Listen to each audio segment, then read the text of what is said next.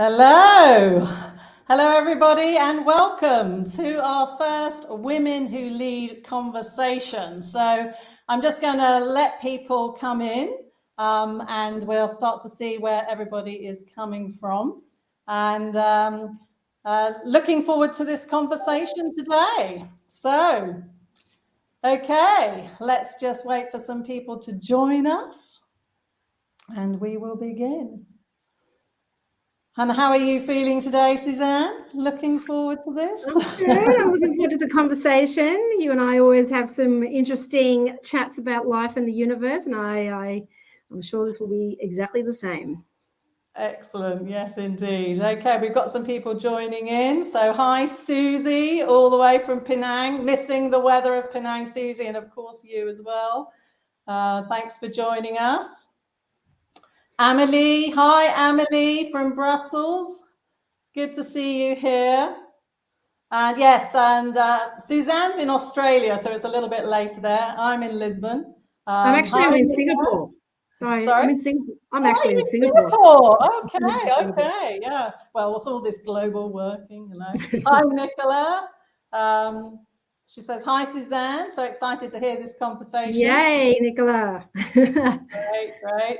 Yeah, so if you are joining us or as you're joining us, please just say hi in the chat, in the comments, and where you are streaming in from. That would be fantastic.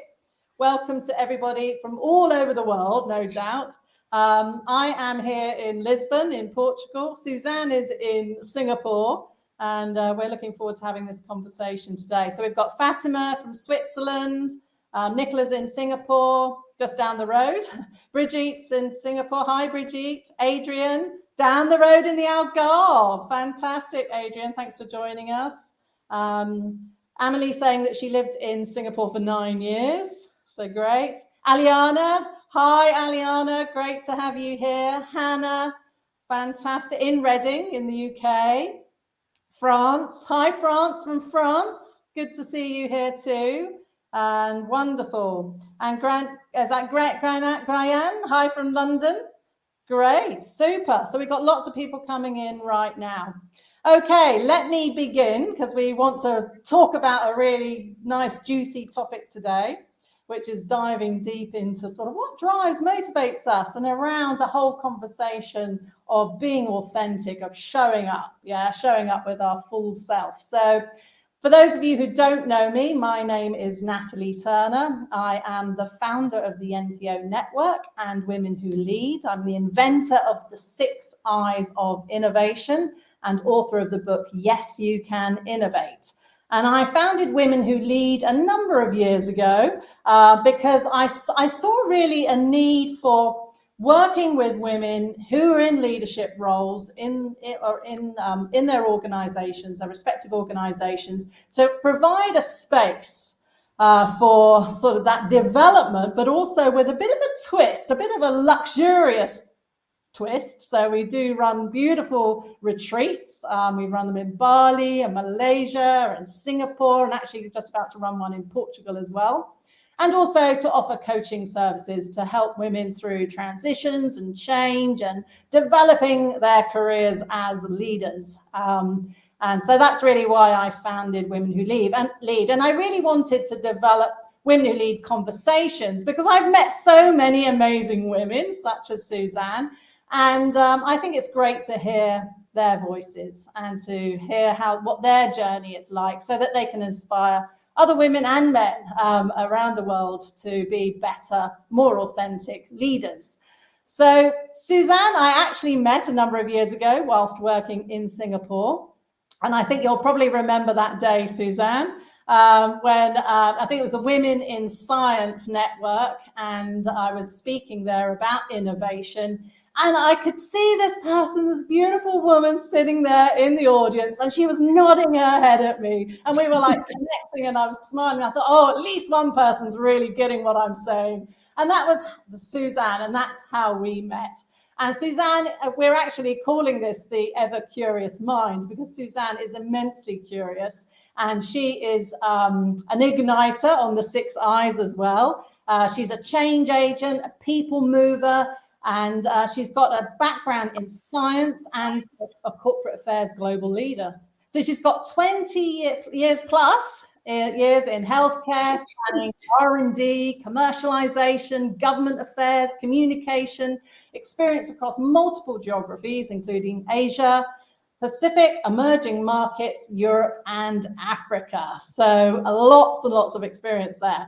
So Susanne, I'd love you to intro yourself. Tell us a few of your career highlights. And for those of you all listening in, then please do, if you know, when you've got comments and questions, we will have those later too. So do put them in the comment bar, and we'll come back to those later as well. So Susanne, over to you. Sure. Thank you, Natalie. Thank you, Natalie, and thank you for inviting me to be here today. You know, I remember that meeting that you referred to, and I was up the back, smiling and nodding. And the one thing that I remember is you talking through your career journey and the highs and the lows. And I thought to myself, here's a leader who has lived it, who has lived experience, and that's what attracted me to you in the first place. And then I think you and I have connected because we like to have real conversations, and we like to talk about the tough stuff and the good stuff and the journey of life. So my journey, so I'm from Australia. I've spent 20 plus years in healthcare, and I work in the pharmaceutical industry, which meets perfectly with my curious mind, because there's always so much to learn about healthcare and developing new medicines and innovation.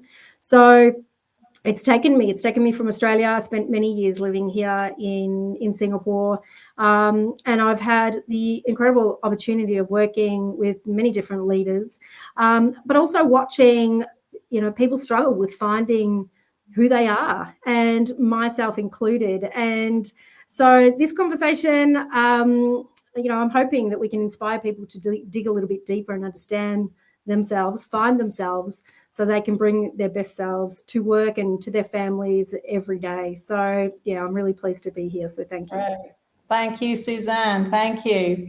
And what we thought we would do today, just to give a little bit of context and framing, if you like, is dive into a couple of psychological models and instruments that I use in coaching, that I use on my own life over and over again all day, and I find very, very useful in working in coaching women and also in running retreats. And so the first one that we're going to share is called the change state indicator. And I came across this model a number of years ago whilst training in spiral dynamics, another system of looking at change and of looking at how our thinking matches our life circumstances or not, and therefore how we adapt and transform and go through different change cycles.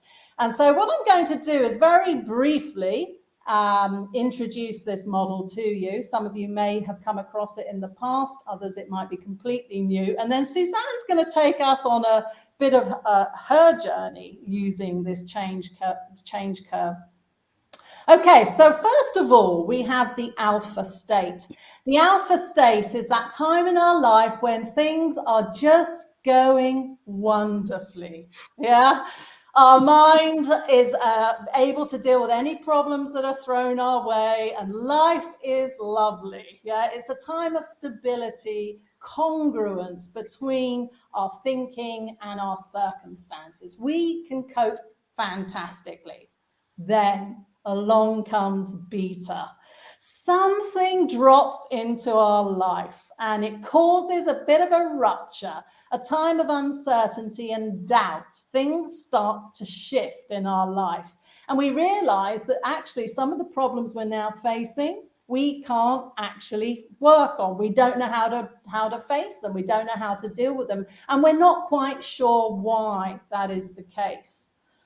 Then we go down the gamma, down into the gamma. This is when that dark night of the soul can often occur. It's that state of anxiety, fear, frustration. We can't see the light at the end of the tunnel. There are problems we aren't able to cope with. We don't know how to work with things that are going wrong in our own life, and we can stay in gamma for quite a while. But it's whilst it sounds like, oh, very, very negative, it can be a very rich time if we start to come up the delta curve. So the delta occurs when new breakthroughs come into our life that awaken us, and we start to get new possibilities, new things emerging in our life.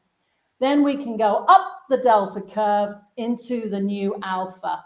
And the new alpha is, you'll see it's above the old alpha, because we've gone through transformation, and the complexity of the problems and the thinking, they come into alignment with our thinking. We suddenly are able to cope again, and things are in a state of balance, in equilibrium, until new concerns, new doubts, other things start to emerge, more complex problems come our way, and off we go through the curve again.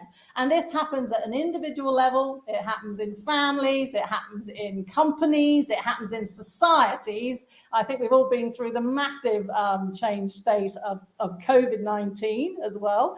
And this is an occurring pattern. So, Susanne, do you want to take us on a bit of a journey through one of your curves?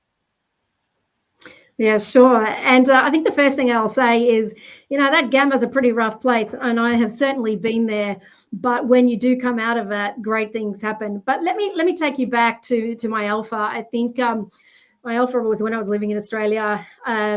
Was enjoying my early career days in healthcare. I'd finished my PhD. I was working in clinical trials.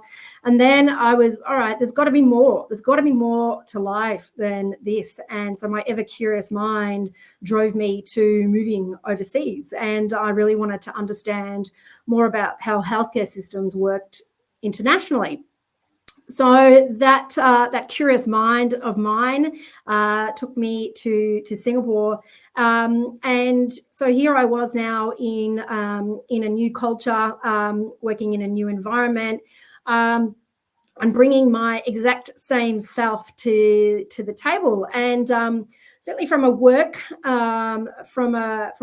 perspective, the thing that triggered my gamma, which was incredibly tough at the time, but one of the best experiences of my life now that I look back, was so I got some feedback from work on my performance and how I was showing up. It shocked the life out of me, because I just didn't understand it. I didn't understand what was being said, and I realized that I just needed some help. I needed some help to work through this, to understand it. And so as it says there, I was plunged into that state of anxiety and fear and frustration as I tried to understand this and pull it apart, because it really just didn't make any sense to me.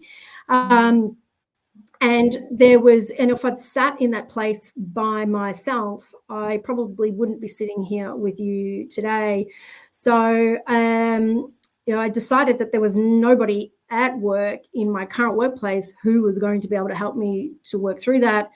And I needed to engage with some other people who were working professionally. And that's how I stumbled across Women Who Lead with Natalie. So I went off to one of Natalie's retreat in a pretty fragile state, and met a number of other people in a really similar place for different reasons. So I think the point that I'm trying to make here is that we all go through gamma states in our lives. Different things trigger us there. But when I went to that retreat and met some incredibly amazing women at different stages of their career, all struggling with different things, and this is not just about women, right? So this is not in any way directed at women, because men go through the same things. It's just that I was just there with these amazing women working through their own issues. By sitting in that gamma state, by starting to pull myself apart and try to understand this, was one of the best things that ever happened to me. Fantastic. So that was what really helped you then go up that delta curve then, to find great mutual support, I suppose, and to be part of a network, and to be very real, to be authentic, and to just show up really, and start to see what new things could emerge for you to help you move into that next alpha, that new alpha. So what was it in particular that really helped that delta curve, in terms of the coaching? How did coaching help you? How did the retreat help you? What was it in particular? Yeah, so there was some coaching that was happening there. So I did the retreats. I sought the help of a professional coach who just asks you the tough questions. So sometimes you need somebody to ask you some of those tough questions and really sit with some of those tough questions, because the answers are not always easy to understand. So there were multiple things that I used at the time to pull that apart. And then again, like watching other, corporate women who were just, struggling with different things, right? Trying to understand themselves and just looking at them from the outside. So I think this is when the deeper sense of myself started to emerge, and I was slowly starting to peel it back, looking back at some of the red threads that had happened over my career, and starting to slowly join the dots, and things were starting to make sense. Obviously, this is a journey, and it takes a long time to truly understand yourself. But if I hadn't have gone to it, if I hadn't have stepped towards that fear, stepped towards that anxiety, and really pushed myself there, I don't think I would be where I am today, and I wouldn't have progressed to where I am today. Yeah, absolutely. That's fantastic. And Amelie's saying, got to find the help to get unstuck. And I think, for everyone listening in, you're going to be somewhere on this curve right now, aren't you? And it's good actually to know that that's where you are, and therefore what might be coming next. And particularly if you are in a gamma state, some of the things, the tools, the support systems, the things that can enable you to climb up through that delta into the next alpha, the new alpha. It's really, really important to be able to do that. And I think that sort of is a good segue, Susanne, into looking at the second model that we want to dive into today, and that is the Enneagram. Some of you may be familiar with this model. I have been using it for many, many, many years, probably about over 20 years.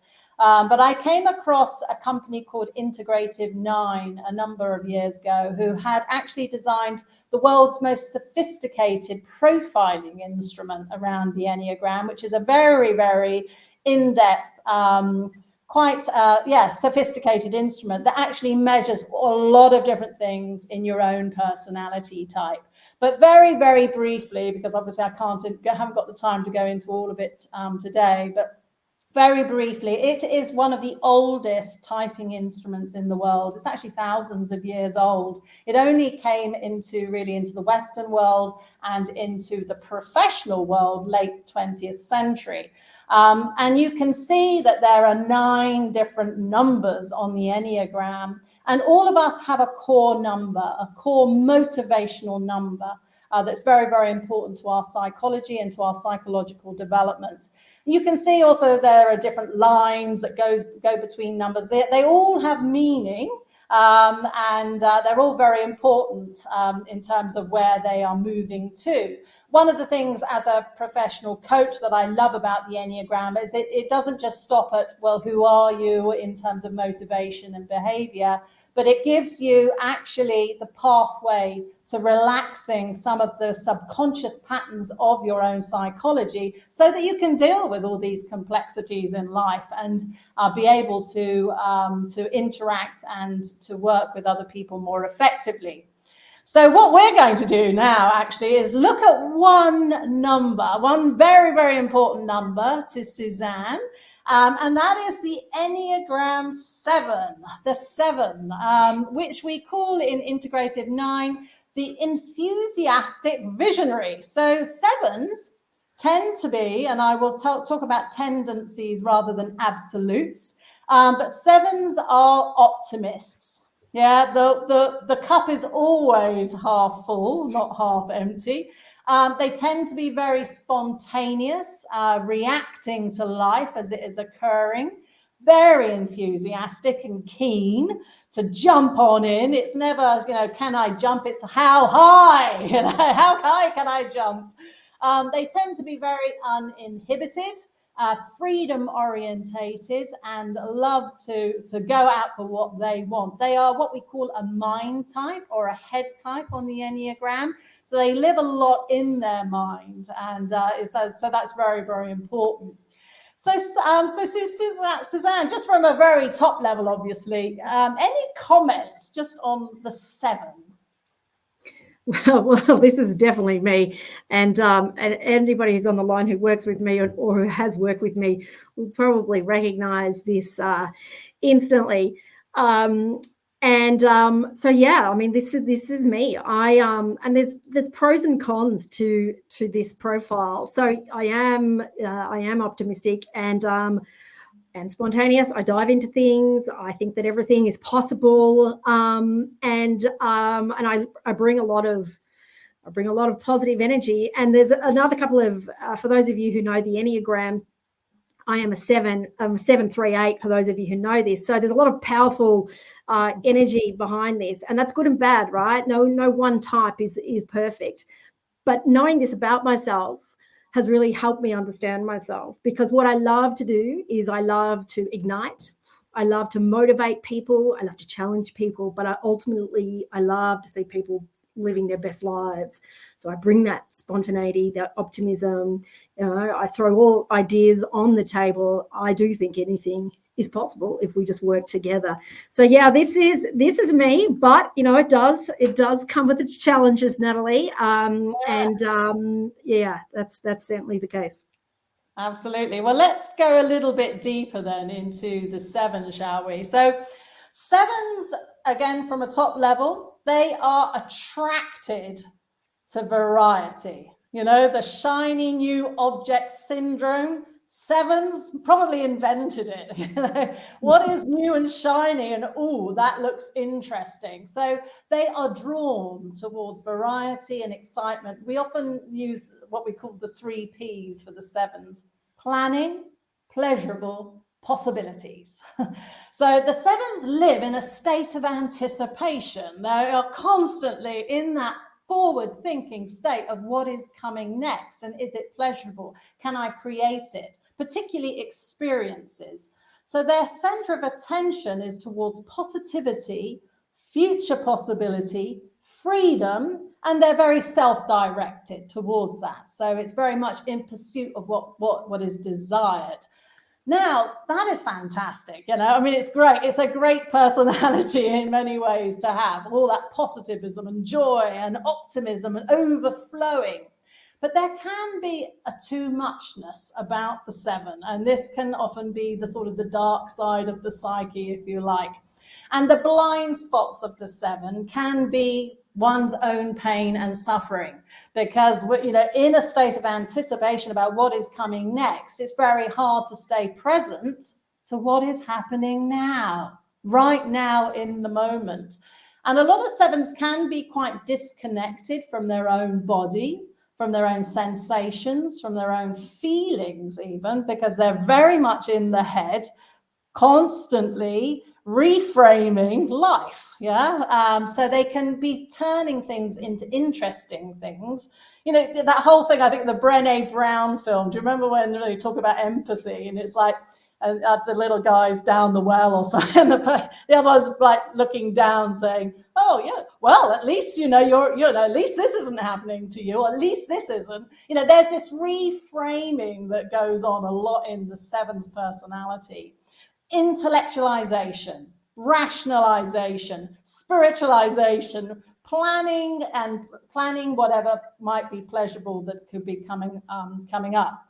Now, the great essence of the 7 is joy. They give a lot of joy to the world. They give a lot of vision. They give a sense of the possibilities. And when 7s are freer in their psychology, they can sense that possibility around them. They don't have to try to force it to happen. They relax into themselves. They can stay focused. They're less scattered. They are able to structure their output and work things through to the end and stick with things rather than, sometimes flitting around from one thing to another. So, Susanne, does any of this resonate with you? Any comments on how this turns up in your life, in your leadership? Yeah, well, it does resonate. So, the ever curious mind, because I'm interested in so many things. I want to pull things apart. I want to learn. I'm fascinated. So, yeah, it means that I can be unfocused. So it's something that I need to watch. And I think the great strength about some of these tools is, it just enables you to see your blind spots and enables you to better manage who you are. None of it's right and none of it's wrong. It's who I am. And I know I bring a great amount of energy to the workplace and to my family, but everything has a flip side. So, with all that energy, I am an igniter and I like to drive change. I don't like sitting still. So anything that is boring is not really, some people love the constantness, and it's not really something that I love. But I think that the thing that, as I look through this list, so when I am stressed, I do tend to intellectualize very quickly, to rationalize, to want to take control of things. And that can come across in being very strong for me. So I am this enthusiastic visionary, but when things are going off track, I very much quickly need to have control of the situation. And going through the Enneagram, and this is the 7, but as I mentioned, I am a 7-8-3. So by understanding my profile in much more detail, I'm able to see those triggers now in a way that years ago, when I was in that gamma, I wasn't able to say, hang on, what's going on here?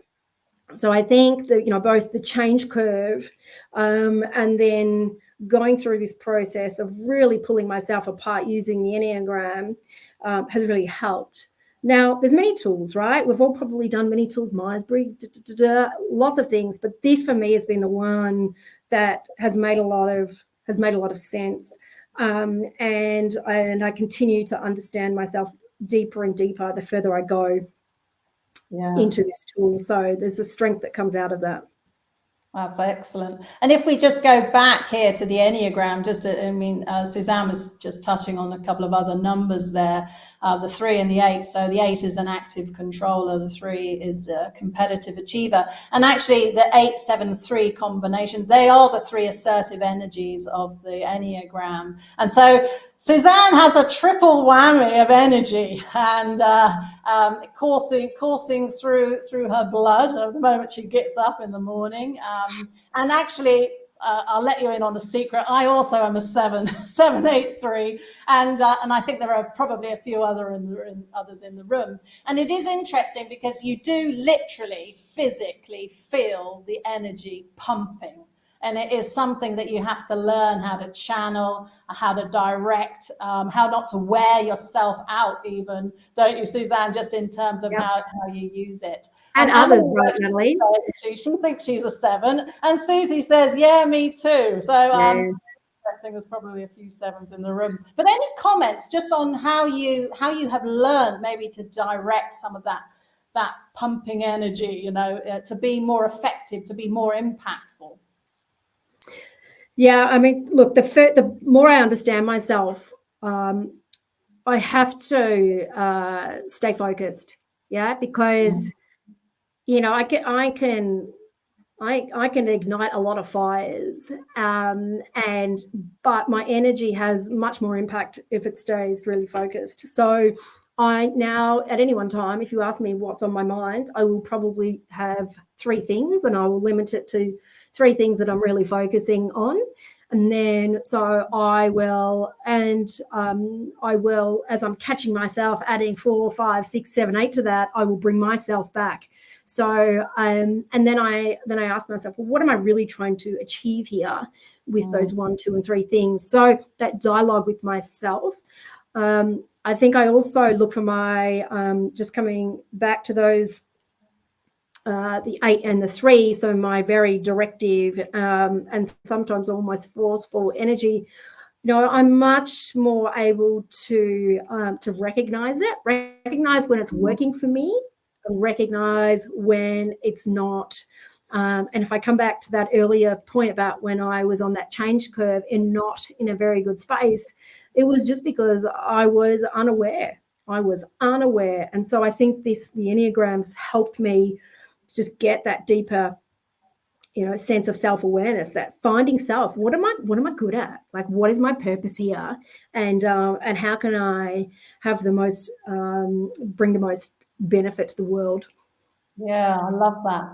And well, I'll just touch on a couple of points just on the lines, actually. But whilst I'm going to explain that, is if anybody has any specific questions for Susanne or myself, then please pop them in the comments and we can come to those in a moment. But Susanne said a couple of interesting things there. And I mentioned the lines and how important they are right at the beginning. So if you see 7 goes across to 1. And it goes also to 5. And both of these can be lines of sort of stress and release to the 7. But let's just talk about release right now. So 7's coming to 1 is the strict perfectionist. What liberates the 7's mind is focus. Being able to touch some of those perfectionist aspects, not to become a 1, but to take some of the behaviors of the 1, which are about focus, clarity, precision, order. They're the things that help the 7's mind be able to channel straight through and have really more powerful, effective energy. Also, the 5 is very powerful for the 7 because it's the quiet specialist, also a mind type. The quiet specialist allows the 7's mind to relax into a big mind, an open, spacious mind where the 7 can withdraw from all the chatter, the monkey mind, the constant sort of idea pressure that the 7's mind has. And so they're very, very powerful. And I think you touched on some of those, Susanne, in what you just said. But any comments just specifically on those? Yeah, the 5 is a place I love to go, and only more recently have I realised that it's important that I create the space for me to go to that 5 place. So for years I've thought to myself, why don't I do yoga? Why don't I do meditation? But because I've got, there's always so much going on in my ever curious mind, I find it difficult to journal. I know that would be good for me, but I get bored. But more recently, I've been finding my own ways to sort of sit in that 5 space, and it really does free me. So when I am feeling that I need to release some pressure, that is where I try to channel my energy.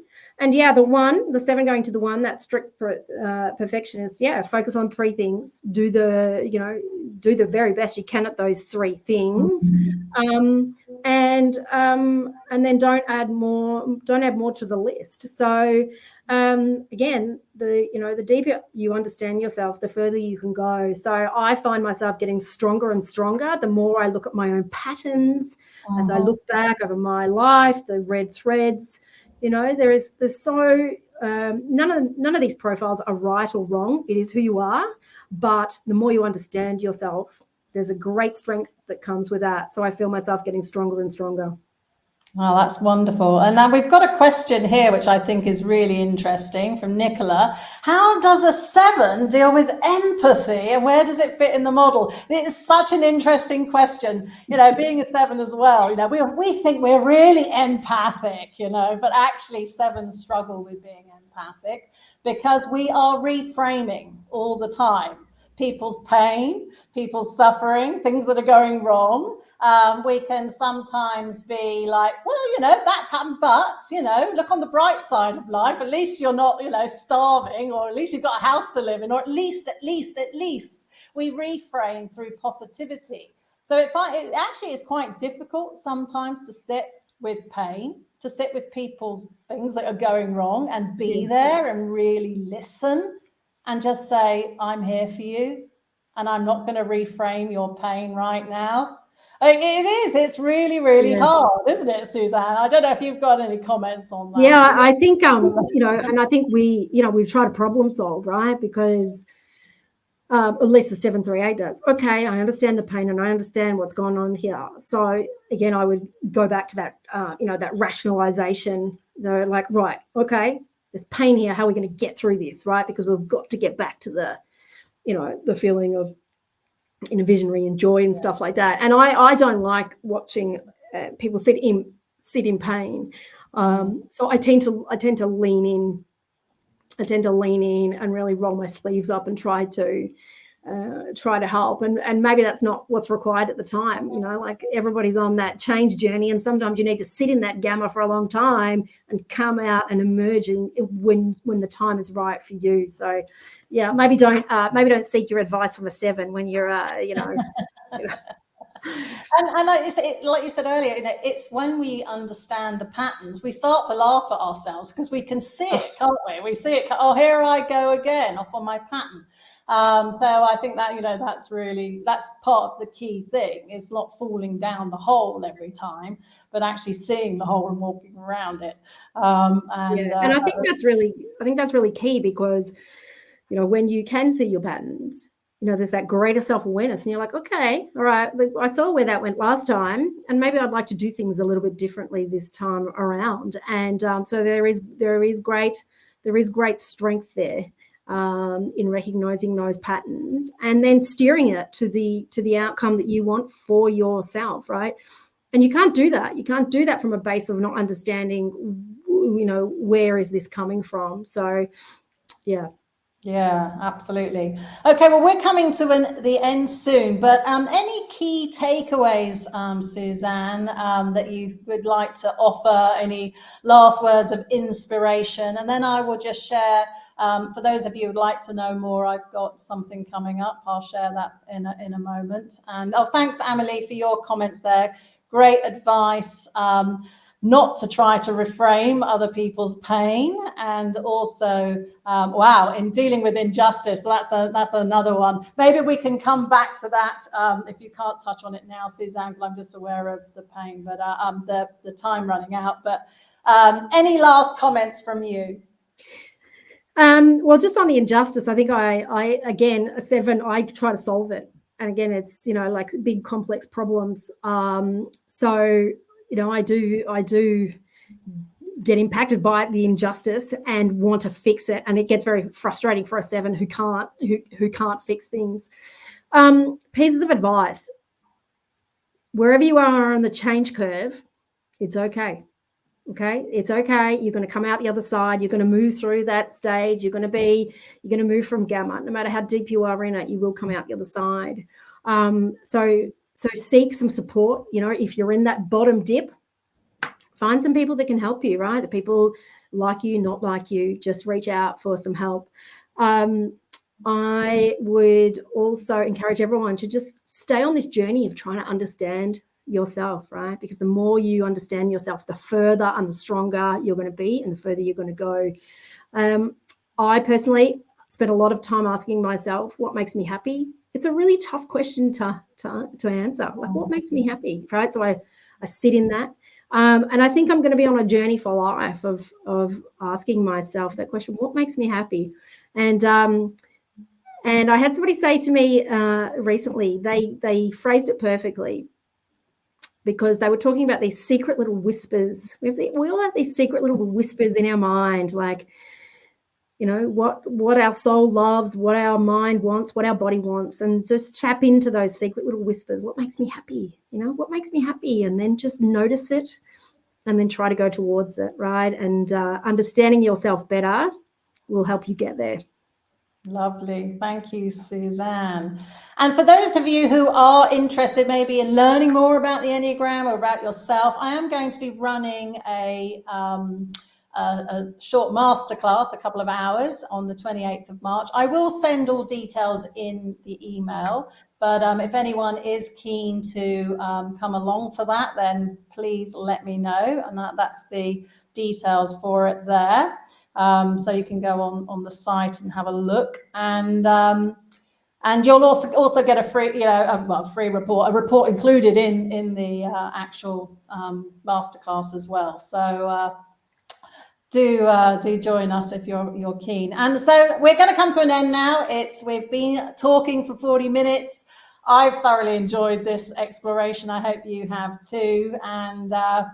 And please do reach out. And Susanne, thank you very, very much for being the first guest on the Women Who Lead conversation. I look forward to having more and exploring other Enneagram types as well with other people. So please do keep in touch with us.